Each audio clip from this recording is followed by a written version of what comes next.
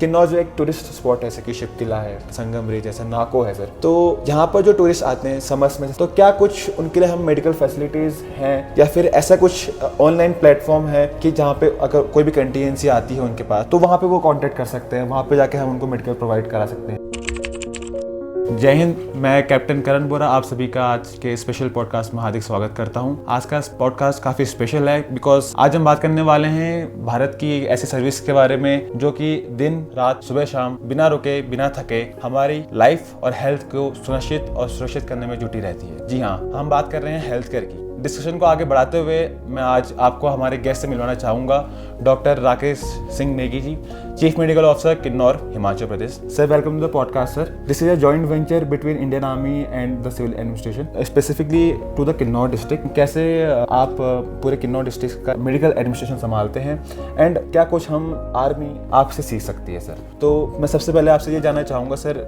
कैसे आप यहाँ तक इस चीफ मेडिकल ऑफिसर की पोस्ट तक पहुँचे सर? बेसिकली तो जब आप मेरे बैकग्राउंड के बारे में जानना चाह रहे हैं तो डिस्ट्रिक्ट किन्नौर मेरा पेरेंटल डिस्ट्रिक्ट वैसे है और मेरी एजुकेशन जो बेसिक एजुकेशन है वो भी सीनियर सेकेंडरी स्कूल सराहन है, वहाँ से हुई थी और उसके अलावा गवर्नमेंट डिग्री कॉलेज रामपुर से मेरा बेसिक एजुकेशन हुई है। उसके बाद वहाँ से मेरी जो मेडिकल क्वालिफिकेशन है वो वहाँ IGM शिमला से हुई है। और उसके अलावा मेरा अगर मैं अपने प्रोफेशनल कैरियर की बात करूं तो मेरी शुरुआत भी यहीं से हुई थी। I worked in this district as a medical officer, started as medical officer in this district in this hospital, starting from this hospital and thereafter उसके बाद मुझे रामपुर जो खनारी हॉस्पिटल है हमारा मल्टी स्पेशलिटी हॉस्पिटल है, वहाँ पे काम करने का मौका मिला है। Before being promoted to CMO I was working as block medical officer Rampur also. Block medical officer के बाद अभी हमारी प्रमोशन जो मेरी हुई है तो मुझे दोबारा से एज चीफ मेडिकल ऑफिसर इस जिले का जो मेरा पेरेंटल डिस्ट्रिक्ट भी है वहाँ पे काम एज चीफ CMO काम करने मुझे मौका मिल रहा है। अभी पिछले अगस्त 2025 से मैंने यहाँ एज CMO ज्वाइन किया। बहुत अच्छा लगा सुनकर सर कि जब आपने अपने कैरियर की स्टार्टिंग इसी हॉस्पिटल से करके, डेफिनेटली इसी हॉस्पिटल से शुरू किया था एंड आप इसी हॉस्पिटल के फिर चीफ मेडिकल ऑफिसर बन गए। हाँ, बहुत कम लोगों को ये चांस मिलता है जहाँ से आपने अपना कैरियर शुरू किया हो और वहीं पे जाके आपको एज अब एडमिनिस्ट्रेशन आपको संभालना पड़ रहा है। सर तो सर क्या कुछ आप चेंजेस देखते हैं कि अगर आप जब ब्लॉक मेडिकल ऑफिसर थे रामपुर में और यहाँ पर चीफ मेडिकल ऑफिसर बन के यहाँ पर आप पोस्टेड हैं सर अभी, तो क्या कुछ चेंजेस आपको रामपुर और यहाँ पे देखने को मिलते हैं सर? चेंजेस देखिए ऐसा है कि जब मैंने यहाँ पर अपने कैरियर की शुरुआत 1997 में शुरू करी थी, यहीं पर जो अपना क्षेत्रीय अस्पताल रिकांग किया वहाँ पे एज मेडिकल ऑफिसर मैंने ज्वाइन करा था। तो उस टाइम पे और आज के टाइम में अगर आप बदलाव की बात करते हैं तो बहुत सारे बदलाव हो गए हैं। उस टाइम पे यहाँ पर हमारे पास जो स्वास्थ्य सेवाएं हैं या स्वास्थ्य संस्थान है वो भी कम हुआ करते थे और इसी क्षेत्रीय चिकित्सालय रिकांगपियो है जिसको रीजनल हॉस्पिटल रिकांगपियो है, उस टाइम पे हमारे टाइम में यहाँ पर स्पेशलिटी भी बहुत कम हुआ करती थी। एक या दो स्पेशलिटी के स्पेशलिस्ट डॉक्टर्स हुआ करते, बाकी मोस्टली जो है वो ग्रेजुएट डॉक्टर्स ही इस हॉस्पिटल को संभाला करते थे। और आज हम देख रहे हैं लगभग 25-26 साल के बाद तो यहाँ पर अगर मैं अपने क्षेत्रीय अस्पताल की बात करूँ तो हमारे पास यहाँ पर मेडिसिन में हमारे पास मेडिकल स्पेशलिस्ट है, उसके अलावा हमारे पास ऑर्थो स्पेशलिस्ट यहाँ पर हैं और गायनी के स्पेशलिस्ट हैं, पीडियाट्रिशियन हमारे पास यहाँ पे है, सर्जन हमारे पास यहाँ है और एथेटिस्ट हमारे पास है। तो ये सारी स्पेशलिटी जो है अब हमारे इस जो संस्थान में आज की तारीख में अवेलेबल है, जबकि जब मैंने ज्वाइन किया था तब वहाँ पर हमारे स्पेशलिस्ट डॉक्टर्स एक या दो स्पेशलिटी के डॉक्टर्स हुआ करते थे। तो ये चेंजेस हैं। देन इंफ्रास्ट्रक्चर में चेंजेस हुए, उस टाइम अभी काफ़ी सारी चीज़ें बदली है और इंडोर में लोगों के जो स्वास्थ्य सर्विसेज है वो डेफिनेटली इम्प्रूव हुई है। उस टाइम पे थोड़ा सा सर्विसेज उतनी अच्छी नहीं हुआ करती थी एंड नाउ यहाँ पे इस हॉस्पिटल के जो हमारे रीजनल हॉस्पिटल है उसके अलावा अगर हम बात करें तो हमारे पास सिविल हॉस्पिटल चांगो है, हमारे पास सिविल हॉस्पिटल भवानगर है, 2 CH हमारे पास है, प्लस 3 CHs हैं, पूहो, सांगला एंड निचार। तो ये हमारे स्वास्थ्य सर्विस, हालांकि ये पहले भी थी पर लेकिन उसके अलावा जो हमारे PSCs थे उस टाइम मोस्टली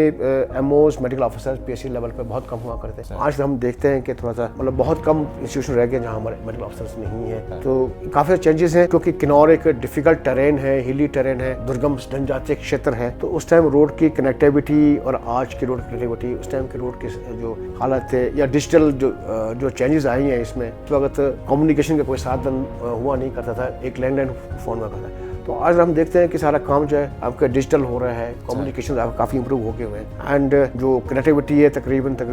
काफ़ी सारे ऑलमोस्ट जो दूर दराज के गाँव भी है हमारे, तो वो वहाँ पे भी रोड तकरीबन पहुँच गए हैं। अच्छा। तो ये बदलाव हम देख रहे हैं उसमें। काफ़ी कुछ बदल गया है जब से आपने सर सर्विस ज्वाइन करी है सर। हाँ, काफ़ी कुछ बदल एंड गया है उसमें। तो सर आपने जैसे इंफ्रा की बात करें कि इंफ्रास्ट्रक्चर में काफ़ी डेवलपमेंट हुआ है सर Definitely पूरे हुआ है। किन्नौर डिस्ट्रिक्ट में। हुआ है। बहुत सारे CSCs और PSCs खुले हैं और बहुत सारे स्पेशलिस्ट भी अब स्पेशल आगे हैं। वो हमारे पर फिलहाल अभी जो हमारा क्षेत्रीय चिकित्सालय है रिकांगपिओ रिजॉर्ट यहीं पे है, और होपफुली आगे, क्योंकि गवर्नमेंट का प्लान ये है कि आगे जो सिविल हॉस्पिटल्स हैं आपके प्लस CSCs है वहाँ तक भी स्पेशलिस्ट जो है वो पोस्ट करें। तो depending upon the availability of specialist, जैसे लड़के बच्चे PG करके निकल रहे हैं तो उनकी पोस्टिंग हो रही है। सर मैं एक चीज़ जानना चाहूँगा सर कि स्पेसिफिकली किन्नौर में जो कि बहुत ही हाई एल्टीट्यूड टेरेन है, यहाँ का वेदर बहुत ज़्यादा अनप्रेडिक्टेबल है, बहुत ख़राब रहता है, तो इस ऐसी कंडीशन में क्या क्या आपको दिक्कतें फेस करने को मिलती है जब आप ऐसे विलेजेस में आपको मेडिकल कवर पहुँचाना हो जो कि बहुत दूर है, बहुत रिमोट है, तो क्या क्या आपको दिक्कतें फेस होती हैं सर? ये आपका एक बहुत अच्छा सवाल है, क्योंकि किन्नौर है हमारा दुर्गम और पहाड़ी क्षेत्र है और डिफिकल्ट टेरेन है, तो खास करके जो हाई एल्टीट्यूड एरिया है इसमें वेदर जो क्लाइमेट चेंज है, चाहे वो आपके ड्यूरिंग मानसून का पीरियड हो या आपके विंटर का पीरियड हो, जबकि स्नो यहाँ काफ़ी ज़्यादा गिर जाती है। हाँ, तो स्नो बाउंड में ड्यूरिंग आपके विंटर हो चाहे आपके ड्यूरिंग मानसून या रेनी सीजन की बात हो, दोनों ही टाइम हमारे को चैलेंजेस रहते हैं। लाइक अगर हम रेनी सीजन की बात करें तो क्योंकि आपके ऐसे है कि थोड़ा सा लैंडस्लाइड का खतरा यहाँ बना रहता है और लैंडस्लाइड कॉमनली होते रहते हैं, तो इवन बिल्डिंग को उसमें कभी नुकसान हो जाता है, रोड्स आपके जो ब्लॉक हो जाते हैं, तो उस केसेस में रेंजेस में डेफिनेटली हमारे को जो मेडिकल सर्विसेज देने हैं, पर्टिकुलरली जो इमरजेंसी सर्विसेज हैं, थोड़ा सा निश्चित तौर पे हमारे को एक चैलेंजिंग हो जाए। सिमिलरली इस तरह से जो विंटर में अगर हम बात करें, बहुत दूर दराज क्षेत्र है, ऊंची पहाड़ियों पे है, बर्फ कई बार बहुत ज़्यादा पड़ जाती है और जिसकी वजह से जो है रास्ते कट ऑफ हो जाते हैं, तो उन केसेस में थोड़ा सा डेफिनेटली हमारे चैलेंजेस हैं, चुनौतियाँ बहुत सारी हैं। और क्योंकि यहाँ पे टूरिस्ट लोग भी काफ़ी सारे आते हैं, इवन आपके गर्मियों में काफ़ी लोग आते हैं, सर्दी में भी लोग यहाँ पर आते हैं। तो इन क्षेत्रों में जहाँ हमारे दूर दराज क्षेत्र है, जैसे हमारे तकरीबन अगर मैं अपने इंफ्रास्ट्रक्चर की बात करूँ हेल्थ की, तो हमारे तकरीबन दूर दराज क्षेत्रों में हमारे जो सिविल हॉस्पिटल हैं और PSCs भी हैं जहाँ पे मेडिकल ऑफिसर्स हैं पोस्टेड हैं। तो क्योंकि हमारे पास चाहे विंटर से आने से पहले विंटर प्रिपेयरनेस का भी एक हमारा प्लान होता है, और इस तरह से हमारा जो फ्लैश फ्लड या कई बार चीज़ें हो जाती है रिवर सतलुज के आसपास काफ़ी रोड डैमेज हो जाता है, तो उस टाइम भी हमारा एक डिजास्टर मैनेजमेंट प्लान हमारे पास इन प्लेस होता है। तो उस प्लान के मुताबिक सर्दियाँ हैं तो कोशिश हमारी रहती है जितनी भी हमारी लाइफ सेविंग मेडिसिन है, लाइक ऑक्सीजन सप्लाई है, ऑक्सीजन सिलेंडर्स वगैरह है, तो वो हम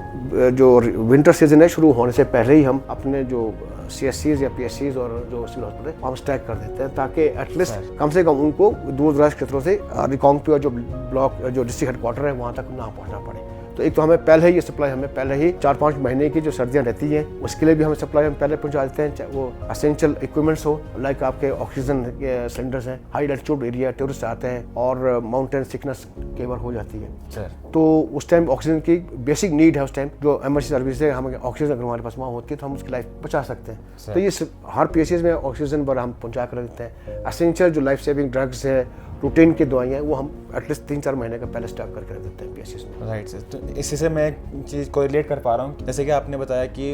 विंटर्स या फिर नेचुरल कैलेमिटीज़ को देखते हुए आप पहले ही स्टॉकिंग कर लेते हैं, स्टॉकिंग कर लेते हैं ऑक्सीजन सिलेंडर्स की, मेडिसिन के और रिक्वायर्ड ड्रग्स की। तो सेम हमारे आर्मी में भी होता है कि जैसे कुछ पोस्ट ऐसी होती हैं जो विंटर्स के टाइम पे कट ऑफ हो जाती है सर, डेफिनेटली कट ऑफ। तो उस टाइम पे हम स्टार्टिंग से ही विंटर स्टॉकिंग करके रखते हैं, जिसपे से हम पानी, राशन यस और कुछ मेडिकल कवर भी हम उसमें रखते हैं, ताकि कट ऑफ जो पोस्ट हो जाती है 3-4 महीने तक वो सेल्फ सस्टेन कर सकते हैं। राइट। किन्नौर जो एक टूरिस्ट स्पॉट है सर, काफ़ी टूरिस्ट डेस्टिनेशन स्पॉट्स हैं यहाँ पे, जैसे कि शिव किला है, संगम ब्रिज है, नाको है सर। तो यहाँ पर जो टूरिस्ट आते हैं समर्स में, जैसे आपने बताया विंटर्स में भी आते हैं, समर्स में भी आते हैं, तो क्या कुछ उनके लिए हम मेडिकल फैसिलिटीज़ हैं या फिर ऐसा कुछ ऑनलाइन प्लेटफॉर्म है कि जहाँ पे अगर कोई भी कंटीजेंसी आती है उनके पास, तो वहाँ पे वो कांटेक्ट कर सकते हैं, वहाँ पे जाके हम उनको मेडिकल प्रोवाइड करा सकते हैं, मेडिकल कवर उनको प्रोवाइड कर सकते हैं सर? हाँ, ये क्योंकि जिला किन्नौर जो है हमारा एक टूरिस्ट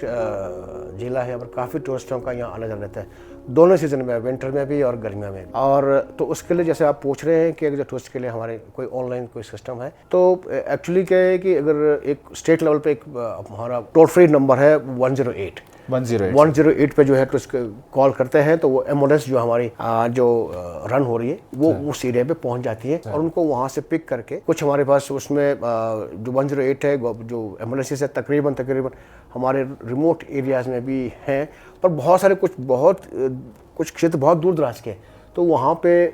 स्टेशन नहीं है, लेकिन हमारे जो जैसे ब्लॉक हेडक्वार्टर है या जैसे आप नाको की बात कर रहे हैं, तो नाको के नज़दीक में हमारे पास चांगो साथ पड़ता है। तो चांगो में हमारी जो है वहाँ पर 108 जो एम्बुलेंस है जो नेशनल एम्बुलेंस सर्विसेज के तहत ऑपरेट हो रही है, तो वो वहाँ पे खड़े वहाँ ड्राइव पर है। चांगो में हर सिविल हॉस्पिटल है, तो ऐसे जो है 108 उनको वहाँ से उठा करके जो नियरेस्ट PSCs है, CSCs या हॉस्पिटल हमारा सिविल हॉस्पिटल है वहाँ पे उनको पहुँचाती है और फ्री ऑफ कॉस्ट जो है वो एम्बुलेंस के कोई चार्जेस उनको नहीं लगते। तो इसी तरह से अगर मान लो ब्लॉक हेडक्वार्टर से उनको और हमारा रीजनल हॉस्पिटल के लिए लाना हो तो वहाँ से 108 या हमारी अपनी गवर्नमेंट की एम्बुलेंसेज भी उसमें अवेलेबल है उसमें, तो वो भी उनको उठा के वहाँ लेके आती है। राइट सर, ये काफ़ी टाइम से सर ये इनिशिएटिव काफ़ी चल रहा है। रिगार्डिंग कोई भी नेचुरल कैलेमिटी जैसे लैंडस्लाइड, एवलांच के टाइम पे हम आर्मी हमेशा प्रिपेयर्ड रहती है सर कि टू रैपिडली मोबिलाइज करना है, वहाँ पे रेस्क्यू मिशंस ऑपरेट करने हैं। तो इस टाइम पे सर मेडिकल कवर प्रोवाइड करवाना है सर, तो as a sir chief medical officer sir of Kinnaur district से, तो क्या क्या आपकी रिस्पॉन्सिबिलिटीज रहती हैं, क्या कुछ आपको कोऑर्डिनेशन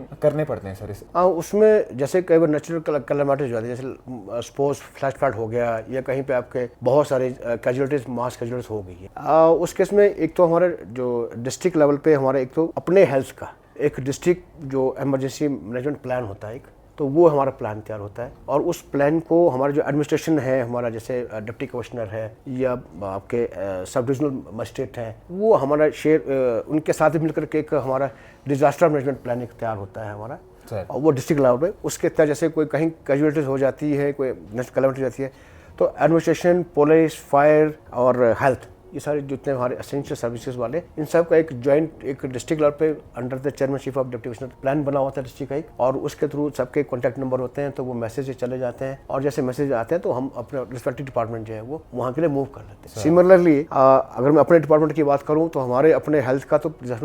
डिजास्टर मैनेजमेंट प्लान बना ही है डिस्ट्रिक्ट का,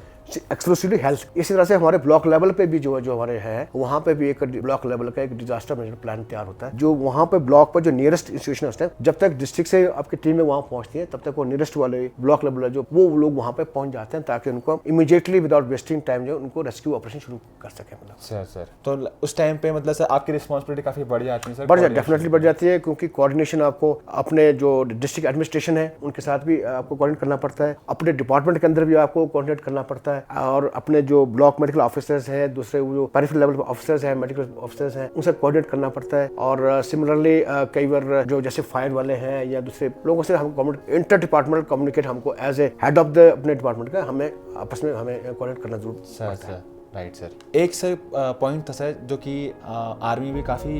डिस्कस्ड पॉइंट है सर कि मैन पावर मैनेजमेंट का sir. Man power management in the sense कि सर बिकॉज ऑफ बहुत सारे कामों की वजह से सर हमको मैन पावर मैनेजमेंट करने में काफ़ी दिक्कतें आती हैं सर। डेफिनेटली हाँ। तो क्या सेम चीज़ आपके डिपार्टमेंट में आपको फील हुई है सर, या फिर कुछ आपका अलग ओपिनियन है सर इसमें? नहीं,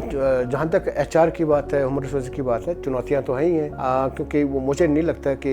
सिर्फ हेल्थ स्वास्थ्य विभाग में ही जो है मैन पावर कम है सर, वो तकरीबन सब जगह ही है सर। और लेकिन जैसे जैसे रिटायर होते हैं या ट्रांसफर होते हैं, गवर्नमेंट की भी कोशिश रहती है कि उन सीटों को जो खासकर क्रूशियल पोस्ट है उनको थोड़ा सा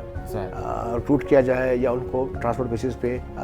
या स्टॉप अरेंजमेंट के तौर पे जो है उनको। और डेफिनेटली चुनौतियां तो हैं क्योंकि स्टाफ काफ़ी कम रहता है, लेकिन हमें जब चुनौतियां आती हैं तो जो भी व्हाटएवर अवेलेबल रिसोर्स हमारे साथ है, हमें वो चुनौतियों का सामना उन्हीं उसका करना होता है और हम करते आए हैं और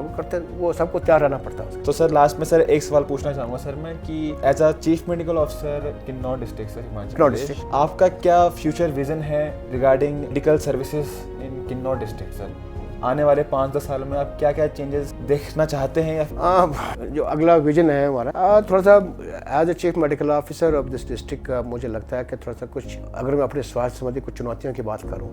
जैसे थोड़ा सा इंफ्रास्ट्रक्चर की हम बात करें तो उसको थोड़ा स्ट्रेंथन हम करना चाहेंगे कि जो सर्विसेज हमारी या मेडिकल इक्विपमेंट्स है वो खाली ना केवल हमारे क्षेत्रीय अस्पताल तक रहे, वो एटलीस्ट जो हमारे ब्लॉक हेडक्वार्टर्स है, ये जो बड़े दूर दराज के क्षेत्र है जहाँ पे हमारे स्वास्थ्य संस्थान है वहाँ तक भी पहुँचे, और जो स्पेशलाइज सर्विसेज है वहाँ तक हम पहुँचाएं। अगले 5 से 10 साल की आप बात कर रहे हैं, तो अभी तो थोड़ा सा लगता है मुझे कि स्पेशलिस्ट की थोड़ा सा शॉर्टेज चल रही है क्योंकि बच्चे कम आ रहे हैं। आगे 5 से 10 सालों को मुझे लगता है कि अब आज हर बच्चा PG कर रहा है, पोस्ट ग्रेजुएशन कर रहा है, तो हमें अवेलेबिलिटी स्पेशलिस्ट की ज़्यादा मिल जाएगी। तो डेफिनेटली